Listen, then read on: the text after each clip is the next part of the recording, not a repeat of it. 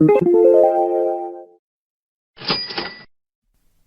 right, Mr. D-Roy, it's your turn. Deathpiles in Texas. You have been sitting on this hot piece of news, hot story for a long time. Months at this point. Oh, I still remember. I'm still a little fishy on the details, but if you could go back and tell 10-year-old D-Roy that you would be in the places that you are now, I think you'd be tickled pink. There's just something. I'm kind of a Forrest Gump of sorts. I tell people what happened to me, and they kind of look and say, oh, of course it did. Most people would have something like this happen once in a lifetime. I usually have it once in a week. I mean, the back door to the All-Star game we were up at last year, you're always in places. It's right places, right time, so... You put yourself in situations and things happen. I'm going to put you in the driver's seat, D-Roy. You give us your special story you got. I wouldn't even call this Derailed with D-Roy. This is just real hard facts. Story time. We're not derailed. This is a very special episode of Death. Let's hear it, my friend. Well, many people know. It's no secret. I enjoy the pro wrestling. He came in special today. He just had to take off the luchador mask. He is in the singlet. It's a sight to be seen, people. If we had those cameras like we should have had, like you said, we'd be making big bucks. Triple the views. But we aren't, and this is where we live. Okay. So I can come in and, get comfortable. Oh, yes. There is definitely some comfort going on. So we have festivals that come to our state, film festivals. Once a year, there's a big one called Sundance. Oh, yeah. And it happens, I think it's February, January-ish. Usually February-ish. And, what happens is a lot of these Hollywood elites, big name A-list players, come into town, and they drive up to Park City, which is a pretty small community, in all honesty.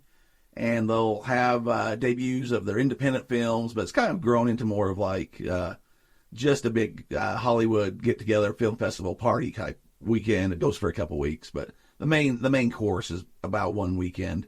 And I've been up there a few times, but traditionally I just try to stay away from it because it just turns into a nightmare. Have you ever went up to any of that? No, it's always during tax time. I got to work. I've had a client that she works up there, and I've had several clients that have had a couple films in there, so it's interesting. It's interesting, but I mean, there's nowhere. I mean, it's miles getting into town. It all gets jammed up. You can't find parking spots, and there's snow, and a lot of people like to go gawk. It's a fun thing to do if you're kind of into people watching, or if you fancy a celebrity that's there, and you can go up and try to get a picture, autograph, or whatever. It's kind of a unique thing that happens, especially our state's traditionally a lot more conservative than that. We do have films and stuff shot there, but it's just kind of a different atmosphere for Utah. This year. There's another festival that runs with the same time, and they kind of piggyback on it called Slam Dance. Have you ever heard of Slam Dance? Isn't that what Painter does in the district in Germany? It's very similar. Okay, I just wanted to check. Yeah, it's another music they have musicians and stuff come play too. It's another festival. It's kind of playing off the name of Slam. I can't even say them. There's Sundance, Slam Dance. Kind of sounds similar enough that you could probably... I think originally the idea was we can trick some people into thinking they're going to one and they come to the other. Yeah. A little smaller, but still independent film festival. A lot of movies come from it. You kind of get you get the people that are there that can buy and stuff, and if you can convince them to come over to your festival, yeah, it's just kind of taking advantage of a situation. It's kind of like D-Roy, where he was giving the samples away. That's what this is you're basically sampling your movie and hoping somebody wants to pick it up and sell your product. Or, somebody can't get into a Sundance, but you can come over and watch a Slam Dance, and yeah, you still got to go see a movie. It's pretty cool. It's kind of like a double A type level, that you're looking for that talent. You're trying to find that thing that's going to go forth and make you some big bucks. And, sometimes you find star actors that are kind of at their first stuff, and you can sign them to contracts. Sometimes you can find movies, and you get the rights to it. And if you go and do some research, there's a lot of things that you've probably seen or heard that came from these festivals. So this year, it's coming up, and I don't know where I heard or how I found out about it, but there was a movie that was called, let me see what it was called, make sure I get this all correct. Oh, that way we can... I can get my tax write-off or whatever. Now I'm an influencer. Yes. Like you were saying last time. It was called The Death Tour. Oh yeah.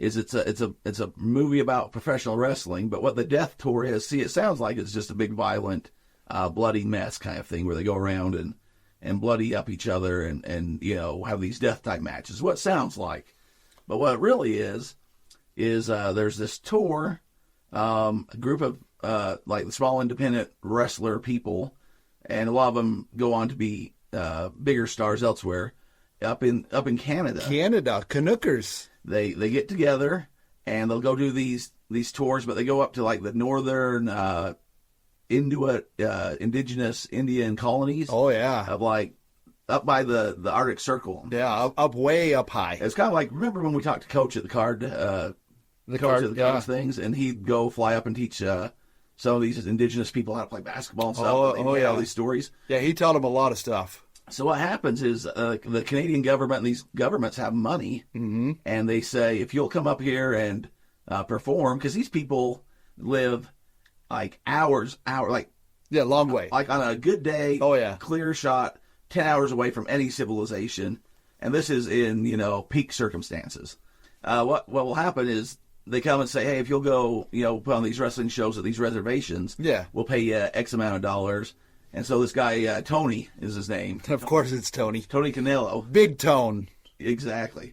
Candello. I said Cornello. Tony Candello is the promoter, if you will. So he's the guy that puts everything together. They get in these vans. And by vans, I mean like a van, like what you're thinking of van. And then they'll have like another, like a U-Haul type van that has the ring in it. Says free candy on the side. Or think of like Home Alone when John Candy's in the back, in like a budget truck, and everybody's, they're traveling along. So they'll get together a bunch of these wrestlers, and they'll drive from wherever they are. I think they were out of Winnipeg, and they'll just go up to like these. Yeah, but it's like a 10-hour, 12-hour trip up to literally middle of nowhere. They'll sleep in the gym, or they don't have like. Yeah, there's no hotel. There's nothing there.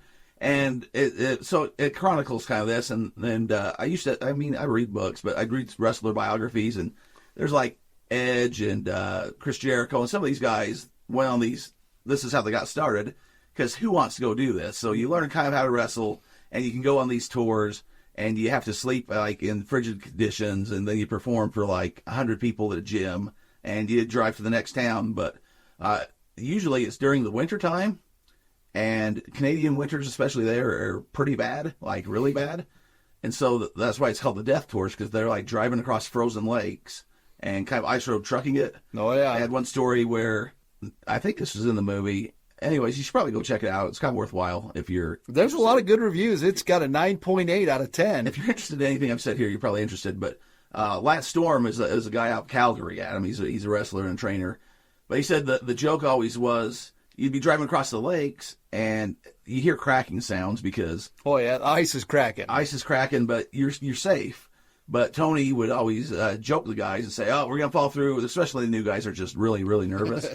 And so they'd kind of do these jokes or play these pranks on the new kids, and it was all fun and games. One day, they're driving across the lake, and there's the ring van's in front of them, which is a little heavier, and they're in the van behind, and they start hearing the cracking of the ice.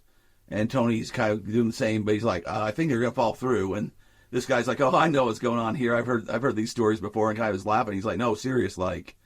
And so the van in front of them falls into and through the ice. Oh, boy. And they have to get out and go try to save these people. And again, this is frigid conditions. So a lot of these stories about the death they're legit stories. So I'm excited. I'm like, I'm going to go watch this movie because I'm interested. It's kind of my thing. So it is your thing. So I get my ticket, and I go up to Park City. It's on a Friday. I'm off on Fridays. Everything's lined up, D-Roy. And I get up there a little early because I was going to go maybe see if there's some thrift stores or stuff in Park City, do a little sourcing. And lo and behold, there's not really, but I'm glad I did because, like I said, it's a mess. Like, you can't find spots to park. You can't get around. I went and parked at the hotel where this video was going to be shown, this movie, because they're showing it in like ballrooms and stuff like that. And I go inside, and I'm like, hey, am I good to park here? And they're like, no, you'll be towed. I'm like, what do you mean I'll be towed? I'm here for the slam dance. I got my ticket. And like, yeah, if you're not a guest here, you're going to be towed. Okay, well, all right. And I go to move my car, and I see a couple people coming in. and they look like wrestlers. Oh, like, yeah. You can kind of tell there's a look and whatever. So I'm like, oh, that's kind of cool. There's going to be some wrestlers here. It's my people. Kind of my people, but it's just they stand out of a crowd. They're usually, bigger built, tattoos, kind of different thing. I mean, so I'm like, okay, well, that's interesting. And I have to move my car like down to a high school. I have to take a bus in, take the bus in. I have to come over and come into the place. And I'm still pretty early. Because I gave myself that extra time in case I was going to go sourcing and stuff, and you just have to get up there because you don't know when you're going to get in. So I'm probably an hour, maybe an hour and a half early, and it's just a hotel. So I'm in the hotel lobby, and I'm like, well, I better go see where this movie's going to be shown, so I know where I'm going because what else do I got to do? So I'm kind of wandering around, and I turn the corner, and there's like the big press section, and they're taking pictures with the Slam Dance background drop and stuff, and there's kind of a line of people. I look. And there's Chris Jericho. Oh, well, that's Chris Jericho, and yeah, and by him is Tony Condello, and I happen to know because I kind of looked into this. And I've heard the name, read the name, but I've seen pictures because I've looked into the movie. Yeah, you want to know about it. You need to research. And I'm like, do I approach or do I just leave him be? And I'm like, well, maybe afterwards I'll have something. And I thought, or I don't have a chance. Yeah, and you don't want to be that guy, but you also don't want to be the guy that missed out. Take your shot. And so I kind of sit there and evaluate up some things and make sure, and they're just kind of talking. So I kind of go up behind them. I said, hey, can I get a picture? Sorry, I'm here for the movie. I'm a fan and all that. And Jericho was nice. Yeah. I mean, nice. He's like, oh, yeah, sure. And we kind of take a picture. And I said, oh, I want one with Tony, too. And that put a smile on Jericho's face. Oh, yeah. I'm like, no, I'm here for I know what's going on. I'm here to see Big Tone. Chris, you're good, but we're on Big Tone. So I get a picture with him and Tony and like, okay, thanks, guys, and go about my day. And I'm like, that was kind of cool. Yeah.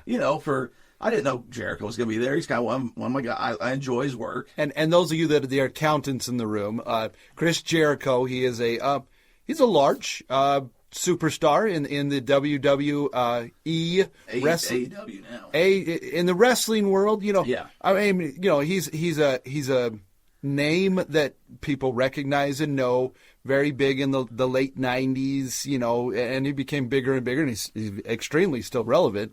He's not Hulk Hogan, but nobody's Hulk Hogan. But he's wrestled him. He's wrestled him. He's beat The Rock. He's beat Stone Cold. Oh yeah, he's got a rock band, Fozzy. I mean, see, these are all things I didn't know, but he's a big deal. He's a big deal, and that's kind of cool. And I wasn't expecting him to be there, so that was even more cool. I don't know.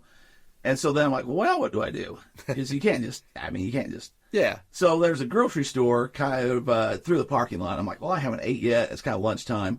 I'm not going to be able to go find some lunch. It's going to be... So I go over and I have me a lunch. I just give me I don't know what they like, chicken nuggets or something they had at the deli. And I eat that, and I've been texting out like Painter and some of the boys. I'm like, this is kind of cool. Yeah. I never thought this would happen, or not in this way. Like I said, 10-year-old D-Roy, he's excited. 10-year-old D-Roy is excited. And I'm going to go watch this movie, and cool. So I sit there and eat, and I go back over to because it doesn't take you long. When you're just by yourself, it doesn't take you too long. No, you're it doesn't. having a meal. To do anything. So I go back over to the hotel, and I'm in the lobby, and I have me like a Coke or something. I don't know. I have me a bottle of beverage, a can, so I can look. Because I'm like, I just don't want to be doing nothing. So you can kind of act like you're just kind of hanging out. Yeah. And then I see Jericho again, but he's kind of sitting by himself. Yeah. And I can on his phone. I'm like, he doesn't want to be bothered. You can kind of tell. I'm like, I'm not going to be the guy that just pesters him all day. I'm like, that's kind of cool. So I sit down just in the main lobby, and the previous guy that I saw walk in originally that looked like a wrestler, bald guy and all that, is sitting over there with what looks to be his girlfriend. Okay. I don't know. She goes outside, and I see her outside, and Tony Cordello's outside, and there's a few other wrestlers, and I think they're smoking or something. I don't know. And so I kind of make eye contact with the guy. I'm like, so you a wrestler? He's like, yeah. I said, oh, cool. I'm here for the movie. I'm kind of, he is talking with me a little bit. Yeah. And, it's pretty good. Yeah. I don't know who he is, but he's wrestled a little bit, and he's kind of... You can tell. Lived the life. And so I'm like, yeah, you guys are kind of crazy. Like with this Death Torn stuff. But this time, his girlfriend and Tony are coming back in. Yeah. And he goes, oh, I'm not crazy. This guy's crazy. And Tony overhears it and comes over and says, what? And this is like, he's like a 80-year-old man. Oh, okay. He's like lived the life. Yeah. But he says, what or something like that. I said, what's wrong with you? And he smiles. He sits down by me, and we talk for the next 45 minutes. Oh, there you go. Best friends. There you go. All the wrestlers and stuff are kind of congregated around us. Jericho's behind me. And I'm just having this conversation with Tony about these tours, or like, this was before the big Vince McMahon scandal, but we're talking Vince McMahon, that guy, and a lot of things I couldn't say on a family show right now. Okay. Of just, Yeah. a lot of colorful stories. We were around the water cooler. Andre the Giant, Ric Flair, just all these stories. Oh. For a guy like me, Oh. I'm just happy as can be. 10-year-old D-Roy, he is living high. And they're getting ready for the movie to get going. And like some of the Slam Dance people come over and they're kind of interviewing and talking to some of the people. And I'm still, me and Tony are boys, man. Yeah. At this point, we're just buddies. And one of the Slam Dance guys is like, "Hey, you going to the show?" I said, "Yeah." And he goes, "Well, you want a ticket?" So I bought one and whatever, but he has a physical ticket there. Oh. And I said, "Well, I'll take that." He goes, "Oh, somebody might want to come?" And I said, "Something like that." Yeah. So I get the ticket, and I have a pin in my pocket. Uh-huh. And I'm thinking, this is world premiere. Oh, yeah. And there's not much physical whatever out there anymore. Yeah. So I'm like, "Hey, Tony, I got to go get in line to go watch your movie. Like, they're just going to put you guys in, but I need to get in line, and it's starting here soon." He's like, "Oh, yeah, I'm sorry for keeping you and all this." I said, "Can I ask you something?" He goes, "Oh, sure." I said, "You might sign this ticket." Like, I know it kind of sounds like, if you don't want to, I get it, but like, would you mind signing this ticket? He goes, "Yeah, what's your name?" And then I'm like, I'm Derek. And he's like, "Okay." So he writes, to Derek, Tony Candela, but it was in a pen. It's not a really good autograph because I wasn't planning on it. Yeah. It's how it is. A marker would have been better. Sharpie in your pocket. Sharpie in your pocket would have been better. And he puts the wrong date on there, but it's kind of fun because I got pictures proven whenever. Yeah.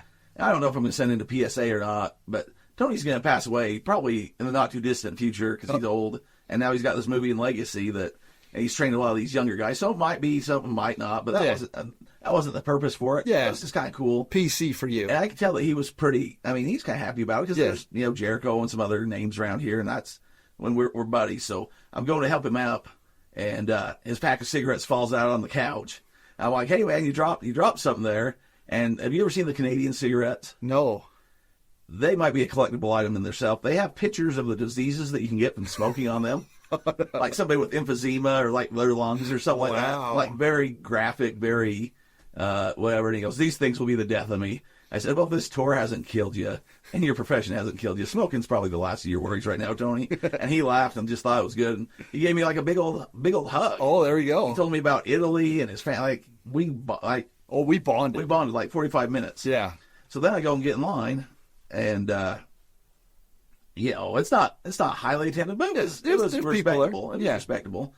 And I'm in line, and this couple behind me looks like your parent. Like, they're just middle income parents. Just regular people. Yeah. And I'm kind of like, this is kind of not, because you got the film critic people. Are they in the right line? You got some film critics, and you got like some wrestling fans that you can kind of tell. Oh, yeah, you know those guys. And so these people, are sitting there kind of talking, and the lady looks at me and goes, "So, are you a wrestling fan?" I said, "Yeah, I'm a wrestling fan. Like, I'm up here." Like, obviously, when I was younger, there was a lot more, but still it's nostalgic. I collect things, but I'm not going to get into all my details. But I'm like, yeah, I am. But I'm not like, okay, I'm like, not like a dead hardcore, but I enjoy it and nostalgic. He's a hardcore. Yeah, but you never know who you're talking about. It's true. You don't want to spill the beans. I don't want to be like, "Well, yeah, my son's Chris Jericho. He's way into it," or whatever. So this couple's like, "Oh, well, we drove down from Canada." Oh. Like, "You drove down from Canada from this?" "Oh, yes, my son, he's the guy that made the movie." So we're down to support him. Okay. So their son's the filmmaker. So then I start talking with them. I thought you were saying that their son's Tony. I'm like, Tony's going to live a long time. No, if Tony's parents are still alive, we got some issues. Or I need to figure out what they're doing. We need to move to Canada if Tony's parents are still alive. Anyway, so I get talking to them. We go sit through the movie.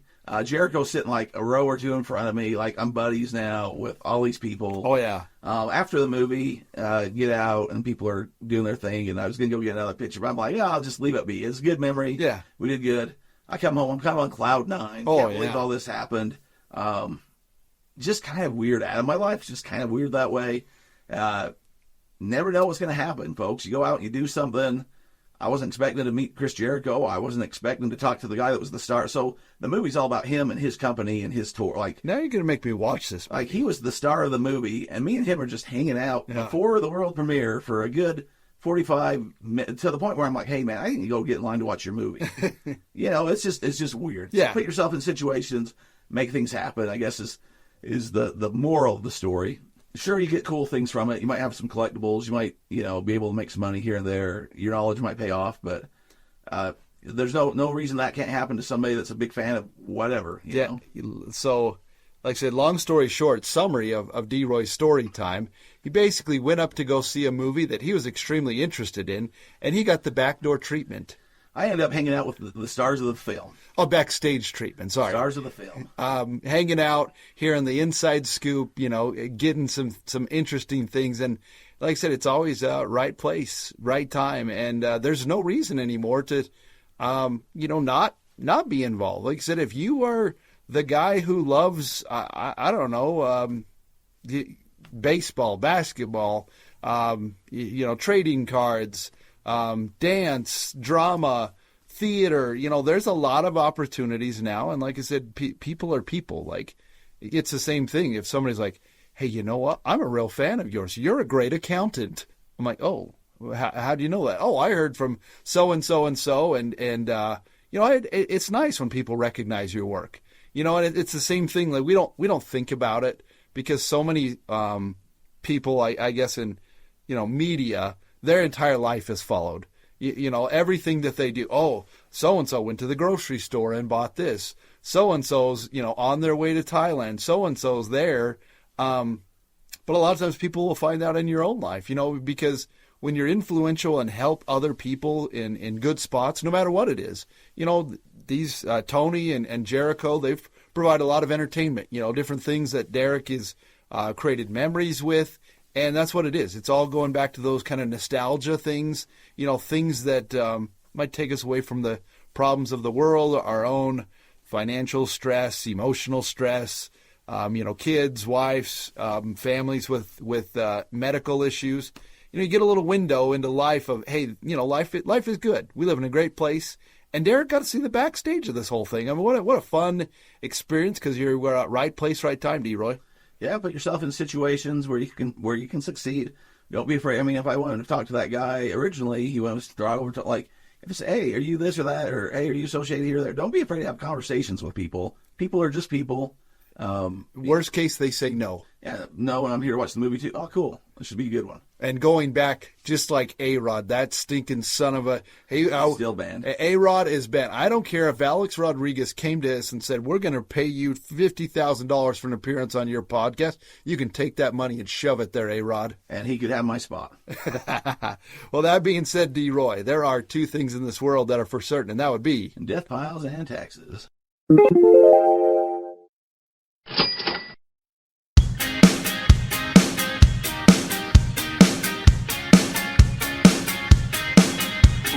Well within our rights to use this song. We're aware that preaching copyright is wrong.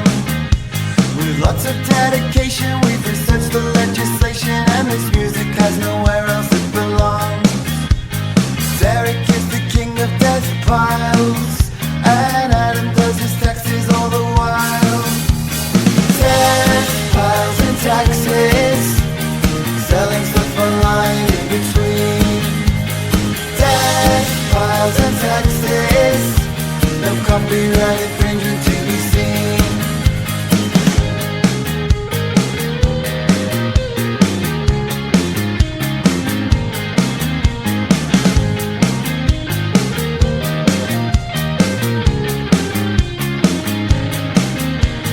Derek is the king of Deathpiles, and Adam does his taxes all the while.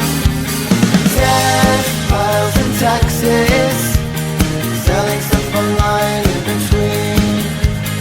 Deathpiles and taxes, no copyright infringement to